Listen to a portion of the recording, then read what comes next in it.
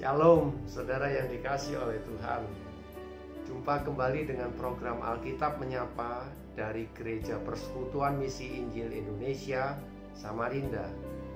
Hari ini saya akan mengajak saudara untuk merenungkan satu pertanyaan yang kerap kali muncul di dalam benak orang-orang percaya dalam perjalanan mereka mengiring Tuhan Yesus. Pertanyaan yang saya maksudkan ialah mengapa Tuhan itu terkesan kerap kali tidak segera menjawab doa dan permohonan kita.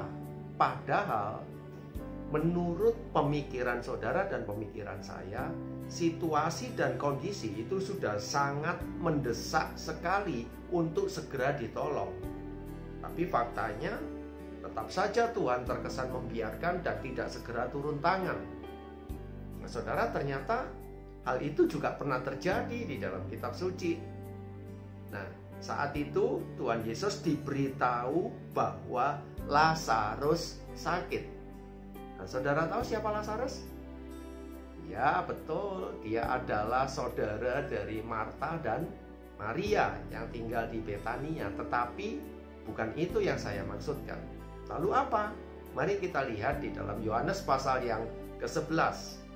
Saya akan membacakan mulai dari ayat yang pertama, tapi tidak semua, beberapa ayat. Ada seorang yang sedang sakit, namanya Lazarus. Ia tinggal di Betania, kampung Marta dan adiknya, kampung Maria dan adiknya Marta.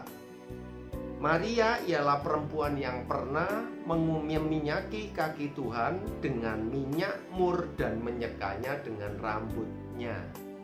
Dan Lazarus yang sakit itu adalah saudaranya. Kedua perempuan itu mengirim kabar kepada Yesus, Tuhan, dia yang engkau kasihi sakit. Nah, inilah yang saya maksudkan. Siapakah Lazarus itu? Ternyata menurut ayat yang ketiga, Lazarus adalah orang yang dikasihi oleh Tuhan Yesus. Dan hal itu ditegaskan kembali di dalam ayat yang kelima. Yesus memang mengasihi Marta dan kakaknya dan Lazarus. Saudara perhatikan. Lalu apa respon Tuhan Yesus ketika dia diberitahu tentang orang yang dikasihinya sakit? Ayat 6 memberitahu kita bahwa Tuhan Yesus malah tidak segera datang. Bahkan dia tinggal lagi di tempat di mana dia berada 2 hari. Artinya Tuhan Yesus memang sengaja menunda untuk datang menolong Lazarus. Akibatnya apa? Akibatnya Lazarus mati. Lalu apa maksud Tuhan Yesus menunda untuk menolong Lazarus sehingga akhirnya Lazarus mati? Mari kita perhatikan ayat yang ke-14. Karena itu Yesus berkata dengan terus terang, Lazarus sudah mati. Tetapi syukurlah, perhatikan, aku tidak hadir pada waktu itu sebab demikianlah lebih baik bagimu, supaya kamu dapat belajar percaya. Perhatikan Bapak Ibu. Tuhan Yesus sengaja untuk menunda menolong Lazarus 2 hari lagi dengan tujuan supaya para murid dapat belajar percaya. Itu tidak berarti sebelumnya mereka tidak percaya. Lalu melalui peristiwa itu mereka belajar untuk percaya. Bukan.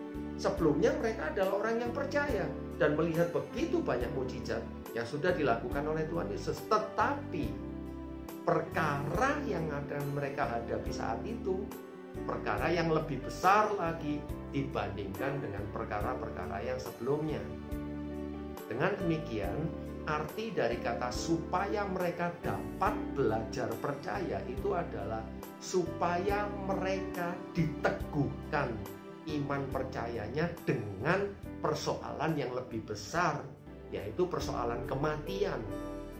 Dan Tuhan Yesus memberitahu kepada mereka bahwa ketika Tuhan sudah bisa membangkitkan Lazarus dari antara orang mati, maka kepercayaan mereka kepada Kristus menjadi semakin lebih besar lagi.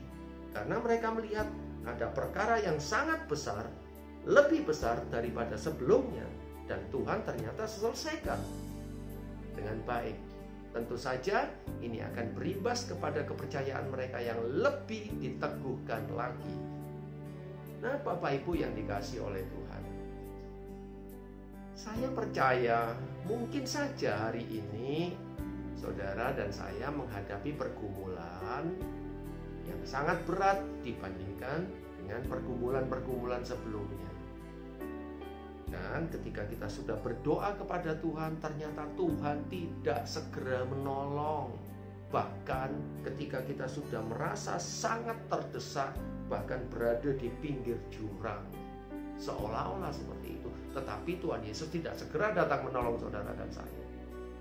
Ternyata hal itu bisa saja memang Tuhan tunda untuk menolong saudara dan saya, supaya persoalannya menjadi kelihatan semakin besar, dan nanti pada akhirnya ketika Tuhan segera menolong, kepercayaan saudara dan saya itu menjadi semakin besar juga. Dengan kata lain, menurut bahasa kitab suci, supaya saudara dan saya dapat belajar menjadi percaya. Saudara, kepercayaan kita kepada Tuhan Yesus itu akan selalu berkembang sepanjang umur hidup kita di dunia ini. Dan kepercayaan itu akan makin bertumbuh jikalau persoalannya itu, tingkat persoalannya semakin besar juga. Kalau tingkat persoalannya semakin kecil, kita akan merasa biasa-biasa saja. Tetapi ketika yang kecil sudah bisa kita lewati, maka Tuhan akan berikan yang besar, supaya saudara dan saya belajar untuk menjadi percaya lagi. Kiranya perenungan ini boleh memberkati saudara semuanya. Shalom.